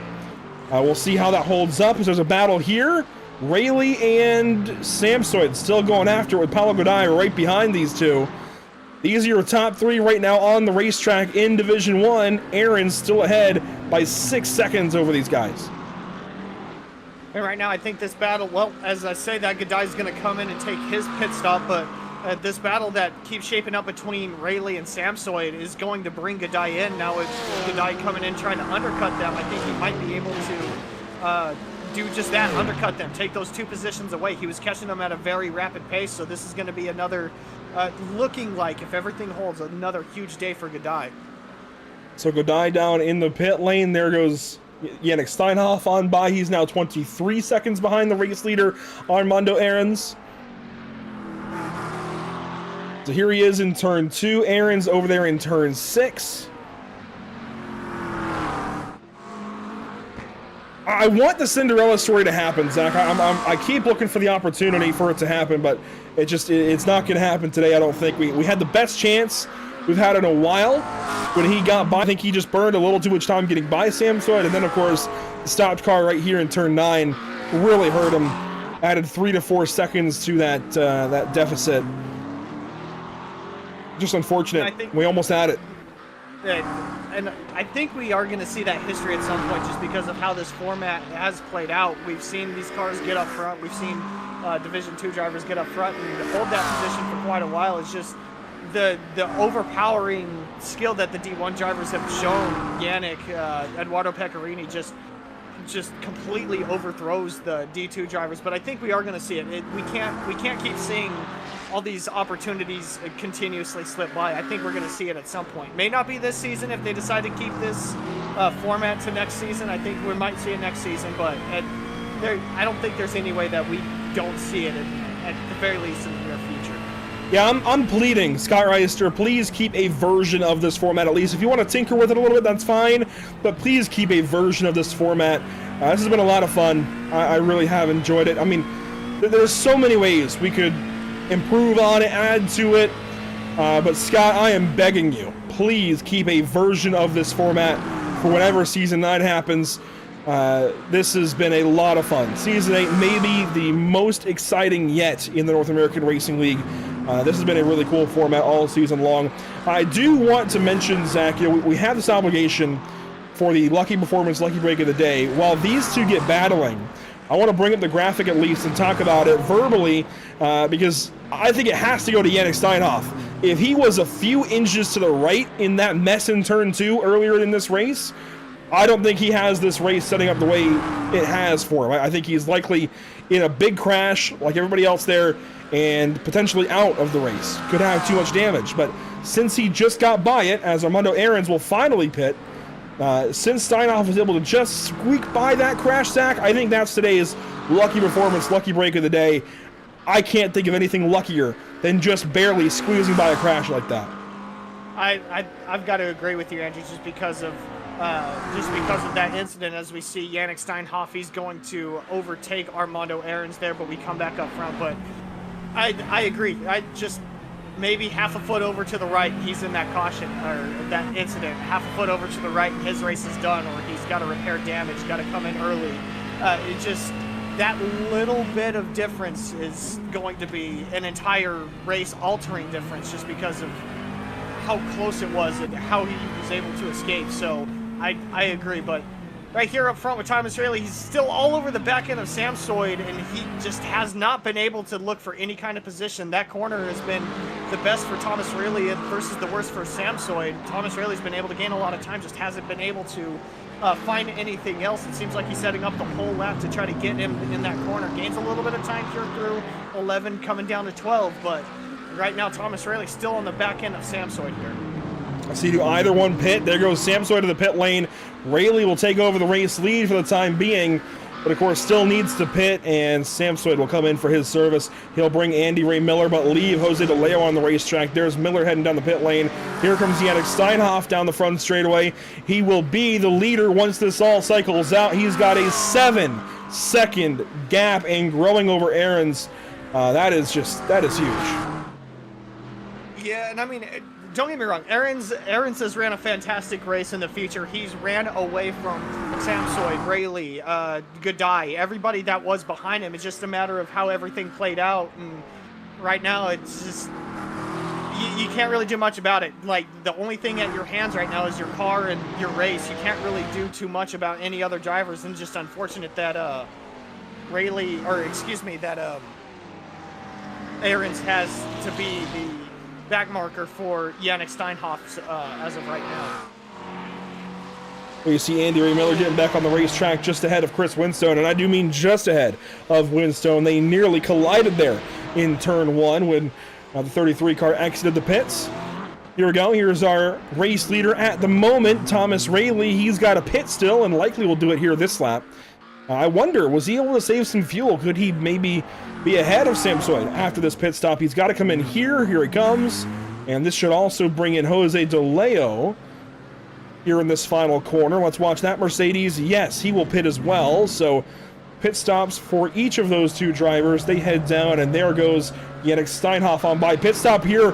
Oh, this is not a pit stop, Zach. This is a tow for Eduardo Pecorini. A bad day gets worse. It looks like he's got some front end damage. Let's take a look on the replay and see what happened here. Right here at turn 5, just got loose. Big hit to the inside wall.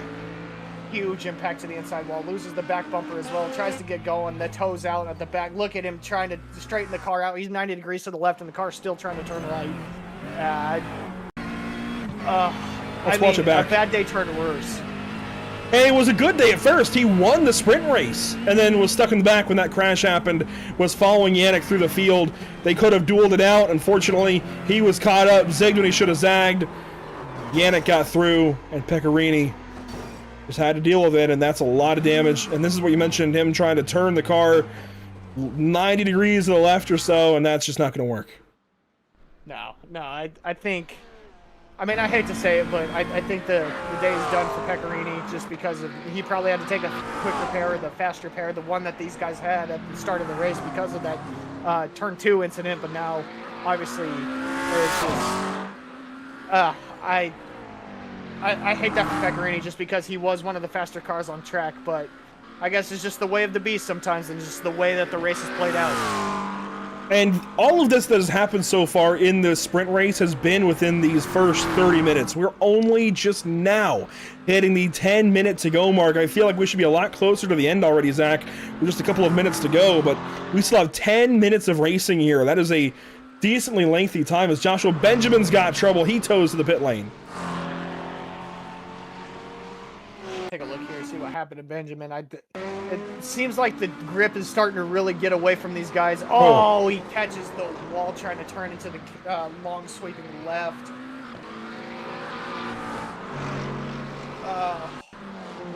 And that's so difficult because you have to get as close as you can to the wall just to make sure that you have this long sweeper down pat. And he just, catches it just the slightest bit. Got it here. Not gonna be the greatest thing. Let's try this. Gets the wall there on the inside, out to the wall there on the outside, and brings it to a stop and toes.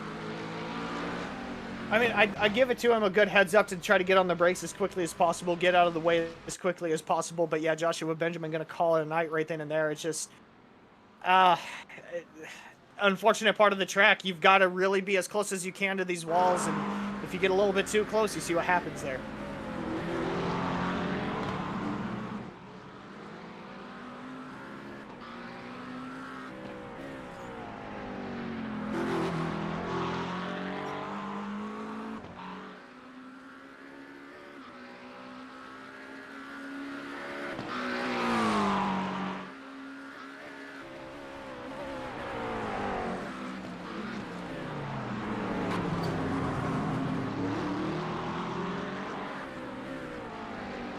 As we look at the battle back here between Jose DeLeo and Anthony Weyen, these guys really, really close together. We saw Weyen have his troubles with Rayleigh earlier in the race, but Weyen and Rayleigh haven't really been close together at all. So now Weyen right here battling with DeLeo.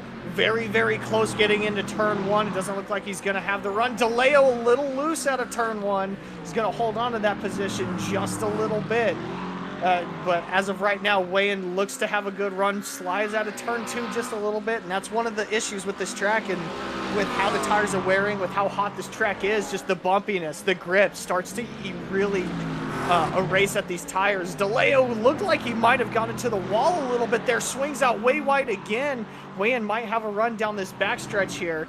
DeLeo holding strong as of right now, but Weyen looking to bring the battle to him coming into turn 6 and 7, excuse me. As we jump back up front of here, the 61 of Francesco Antonicelli battling with Samsoy. Antonicelli right on the back end of Samsoy, but this is one of the things that we saw. We obviously see Rayleigh in front of Samsoy, but it's difficult to get around somebody like Samsoy. He's going to look to the left here coming into turn 1. Big braking. Might have overshot it just a little bit. Samsoy going to try to cross him up, but Antonicelli's going to have the preferred line going into 2. Will cross back up in front of Samsoy. He will take that position, slides a little bit, so Samsoy, if he's able to get the power down, will be able to try to take that position back. It doesn't look like he will be able to. Antonicelli will hold on to that 6th position, or excuse me, 5th position overall, 4th position in class. One of the things that I did kind of want to bring to light, Armando Aarons still sitting 2nd, but he has fallen off Yannick Steinhoff just a little bit. Armando Aarons, the 13 seconds behind Yannick, and I think this was kind of to be expected, but now he's being ran down by Paulo Gadai, and any position that Paulo Gadai gains is going to be another position on Kimbrough. Obviously, Kimbrough not had the best of races tonight just because of everything that happened in turn 2 at the start of this race. Aarons into the wall there just a little bit, but Gadai, any kind of... Oh, we see DeLeo stopped. It looked like whatever he was battling finally bit him. Did Anthony Weyen get into the back of him? Let's find out. Take a look on the replay here. He's looking over to the left. Maybe he pulls it to a stop, and he's going to exit the session. So maybe just either called it quits on tonight, didn't want to continue the race, maybe some family implications. You know, we are all sim racers in the end. We are all in separate pieces of the world, so there could be a numerous amount of reasons why he had to pull it over to the left there, but Jose DeLeo calling it quits on the night. Yeah, that could just be a matter of fatigue as well, Zach. I mean, these guys have been racing for nearly an hour at this point. Disjointed a little bit as well with that 5-minute break in between the sprint and feature race, but otherwise racing for an hour, and if you include practice and qualifying, over an hour. So it could be a matter of fatigue. You know, if you know you can't gain much at this point, I get why you might want to pull off. I don't agree with it. I think you keep racing no matter what, but I get why you may want to pull off and take the rest. But regardless, closing moments here of the race. Let's go ahead and get the driver of the day vote knocked out. This, of course, has become a staple of the North American Racing League, and I'm glad that they present this vote for not just this league, not just the North American Racing League, their own league, but every league we cover, every race we cover. We always have this vote brought to you by North American Racing League. Zach, with now almost 4 minutes to go, I will give you the floor to make your picks. Classes 1 and 2, who are they? Well, I mean, well, you jumped right to him. It's difficult to look past Yannick Steinhoff. I was looking at Paulo Gadai just because of how well of a race he's put together, but you can't look past Yannick with everything that happened in turn 1 with the short pitch strategy to jump out in front and then put down some fast laps, the fastest lap of the race, to the point where you can pull out a 16-second gap over 2nd place right now. So looking at all the other drivers, I still got to give it to Yannick Steinhoff. I don't disagree. I mean, he's up 13 spots just in this race. Of course, had the lights out 2nd place run in the sprint right behind Eduardo Pecorini. He has just been so good. Paulo Gadai, also worth considering in Division 1. I will let you make your Division 2 pick, and then I'll bomb through my 2 real quick. Well, I was looking at Division 2, and obviously Armando Aarons has been one of the quicker ones today. Obviously having a quick car, being up front, leading laps.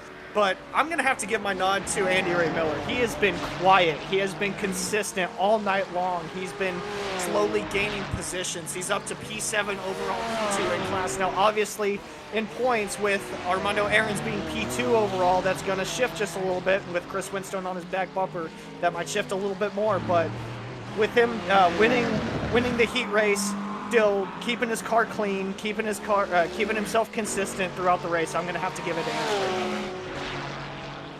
And for Division 1, for me, I have to go Paulo Godai. Francesco Antonelli, Thomas Rayleigh, Sam Swig, Chris Winstone, Scott Kimbrough, the remaining D1 drivers, they haven't necessarily had bad days, but I wouldn't say they've had a great day, that's for sure. Paulo has been up front, finished in the top 5 in the sprint, and I think he finished, what was it, 3rd, 4th in the sprint race? Comes out here 3rd, actually, based on his start position, 13th. So finished 3rd in the sprint race, out here running 3rd in the feature race. Hard to look past Paulo here as he's looking to wrap up a championship in the North American Racing League. And down in Division number 2, that's where things get a little bit tighter, a little bit harder. But since you did not take Armando Aarons, Zach, I don't think anybody else really stands out the way he has. I know he had that problem at the end of the sprint race, but he was caught in traffic, was trying to make the most of it, trying to make passes on D1 drivers when all of that happened, and then gave it his best shot here to go for the overall win in this feature race. I cannot look past Armando Aarons. Maybe that's too much of a layup, I don't know, but I can't look past him. And that was one of the difficult decisions with me. Just he's been so lights out in this feature race. Obviously, he had his troubles in the sprint race, but those troubles came from battling with D1 drivers that he was able to keep pace with. So it's difficult. I agree. It was difficult to look past. Rayleigh bouncing off the wall coming out of 2. He's going to give that position back to who it just passed. It looks like Antonelli. So these two battling it out here, right here towards the end. But no, I agree. It's difficult to look past Armando Aarons. I wanted to give Andy Ray Miller a nod just because of how consistent he's been, but agreed. It's difficult to look past what Armando Aarons has done tonight. Well, Thomas Rayleigh gives that spot back up to Francesco Antonelli. These guys battling for 4th on the racetrack overall, 3rd in Division number 1. And this will be it. The white flag is out, brought to you by Whiplash SimCams. One more time around the Chicago Street Course in the inaugural race here at Chicago for the North American Racing League. This is the gap, by the way, back to 2nd. We saw Yannick cross the line. Here comes Armando Aarons out of turn 12. Right here, he goes across the line with Paulo Godai right behind. And you see Bob Guadagnoli slow on the racetrack, and Scott Angelo in the pit lane here. Angelo with no back bumper. He's hit something, or somebody has hit him, but he's got problems in that number 68 car, and we'll get that fast fix and go back out. This is the battle for 2nd on the racetrack for this final lap of racing. You see Armando's flashing his lights. I don't know if he's trying to tell Guadagnoli, maybe way up in front of him, that they're going to try to make something happen here on the backstretch if they catch him. It looks like they might do that, but Paulo Godai able to haul in Aarons just a little bit. Armando able to scatter off just a little bit more. This is the battle for P2 overall. P1 in Division 2 will be Armando Aarons should everything hold as it is right now, but this is for P2 overall. Back into the course now for these drivers, and here we go. Final corner for race leader and race winner to be Yannick Steinhoff. Pulls off another victory in the North American Racing League this season. That'll make it 4 here in season number 8 for Yannick Steinhoff. He wins here in Division number 1 and overall. And here comes Armando Aarons out of turn number 12 this time by. He will hang on over Paulo Godai for 2nd overall and power away to another Division 2 win, looking poised for that Division 2 championship just ahead of the Division 1 championship leader, who should extend his lead, Paulo Godai. A near indefensible run this season. Fantastic stuff out of driver number 93. Each of these two at the front end of their classes in the points, and looking like they are going to win their respective championships. But one race remains, Zach, at Zolder next week as the last lap here at Chicago wraps up. See some of these guys rounding off turn 12 here to finish up this race in Chicago. And a very hectic race to start. A lot of strategy to happen right there in the middle of the race. So I would say this was a win nonetheless, Andrew, just because of how difficult it was to pass, and you had to have strategy in order to pass, in order to take any kind of position that you wanted to. But fantastic racing from Godai, fantastic racing from Ahrens, amazing racing from Steinhoff. Is just a fantastic race overall. Everybody coming around the back end of the circuit now, wrapping things up. Everybody pulled off in a hurry. I think they're all done and ready to get out of Chicago. This is a very tough circuit, as we've talked about all night long. I think these guys are just ready to be over with it and get on to Zolder and wrap up this season. This has got to be one of the more tiring races of the season. I'm proud of everybody who finished for soldiering on through it and getting to the end. Let's take a look back at the unofficial race results when it's all said and done here at Chicago. A fantastic race, a lot of drama through and through, a lot of great storylines going into Zolder next week. Yannick Steinhoff on top of the feature race, leading 9 laps here in the feature as he gets the win over Armando Ahrens, who looks poised not only to take the Division 2 championship, but also to make a jump up to Division 1 next season if he continues on like this. Paolo Godai, 3rd place.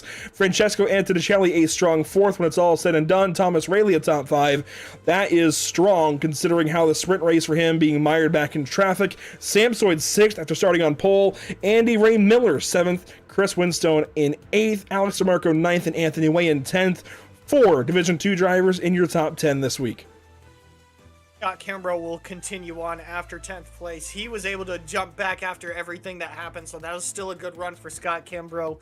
Maybe have taken him out of the championship, but still a good run nonetheless. Dean Kerr will finish behind him in 12th. That will be the final cars that finish on the lead lap.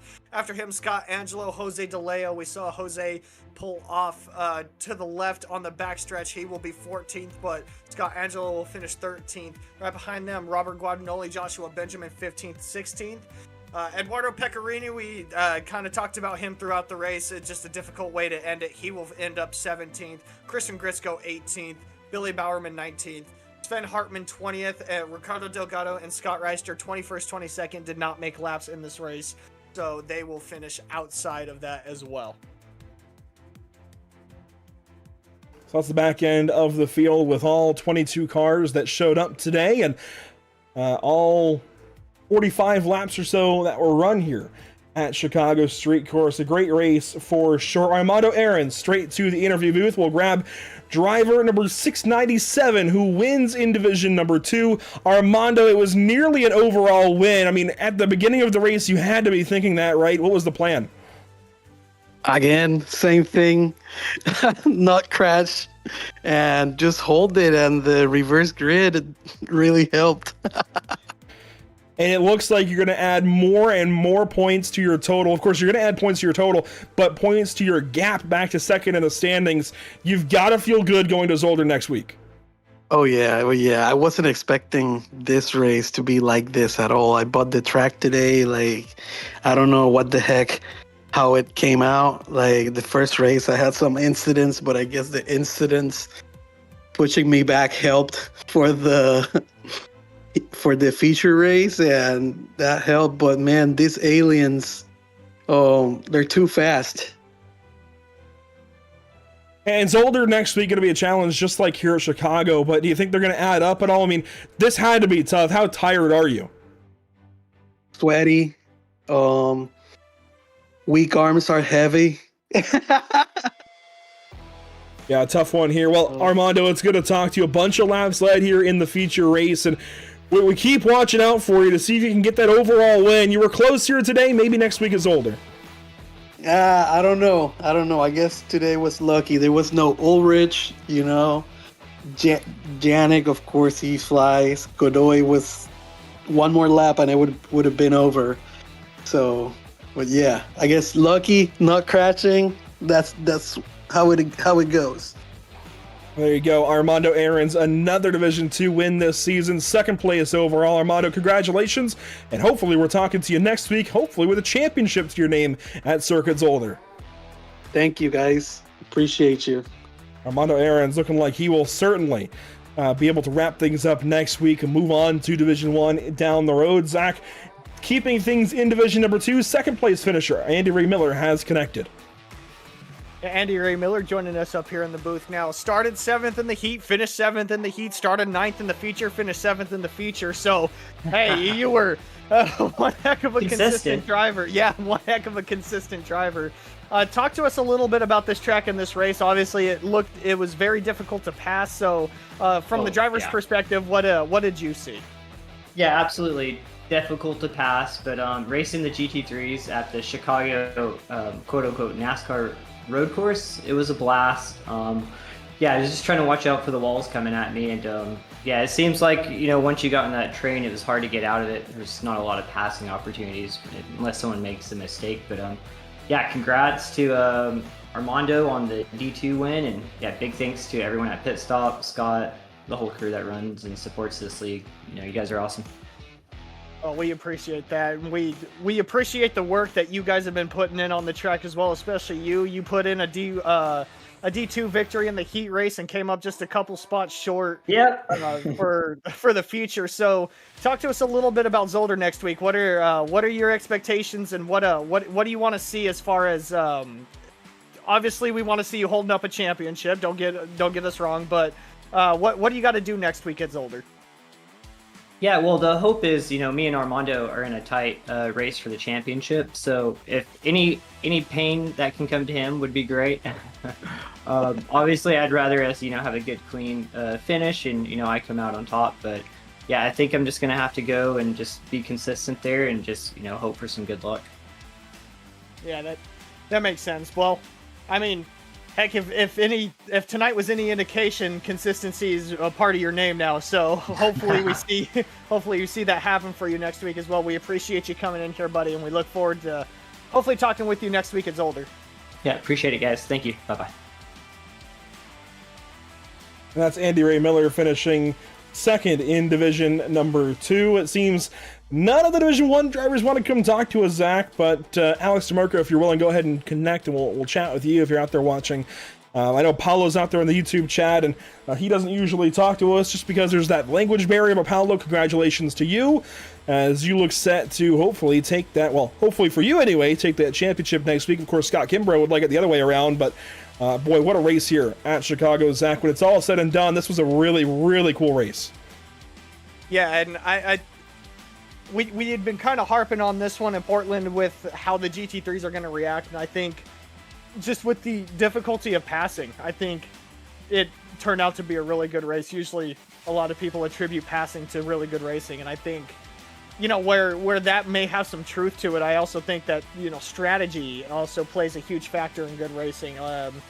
Hard racing plays a good factor into racing, so I think what they set out here tonight, as far as learning what the GT3s do at Chicago, I think it was a success as far as what we saw out on the track. Well, it's been a fun one for sure. Let's take a look at what's upcoming for us here at Pit Stop TV the next few weeks, or not weeks, but the next few broadcasts, I should say, the next week or so. Again, I made an error. It's Monday, not Wednesday, in the middle there, but otherwise we have Sunday, Monday, Tuesday, and then Thursday next week. A bunch of racing coming at you. We've got a little bit of everything going on. We have got multi-class road racing at Road Atlanta on Sunday for the majors. Petite Le Mans on Sunday, September 7th at Road Atlanta. Should be a lot of fun. Then we have that bracket racing challenge, this Gunslinger Challenge for Regal Promotions at Millbridge on Monday, September 8th. And then Tuesday, it's the BRB Butt Kicker Cup Series at Auto Club Speedway, September the 9th. Should be a bunch of fun. Definitely make sure you tune in for that one. That is nearly the championship race for those guys. It's getting right down to the end of things for these guys, but make sure to check in for that one on Tuesday. And then, of course, Thursday next week, we head out to Circuit Zolder to wrap up this championship. I almost forgot, by the way, Zach, we covered the Lucky Performance Lucky Break of the Day. That was, of course, given kind of by default to Yannick Steinhoff. We didn't yet get to Driver of the Day, Zach. Do you want to guess who leads the vote? As far as leading the vote, oh man, I'm gonna have to. I hope it's one of my picks, so I'm gonna go with Yannick as far as leading the vote with everything that happened throughout the race. But If not, I completely get it. Some of these guys that we nominated were right up top, but wow, look at that. Armando Aaron's leading driver of the day. Yes, Armando Aaron's with the driver of the day vote in the bag, I believe. Might be his second of the season. I'm not sure, but certainly a well-deserved driver of the day vote for Armando Aaron's. And you know, we used to end that vote at the end of results, but we've started letting it go through results and interviews to give these drivers a chance to kind of talk to the fans a little bit. And I do wish we could let him know. I wonder how emotional he would be to know that while his effort didn't quite make it for an overall win, he's still got the driver of the day nod here today at Chicago.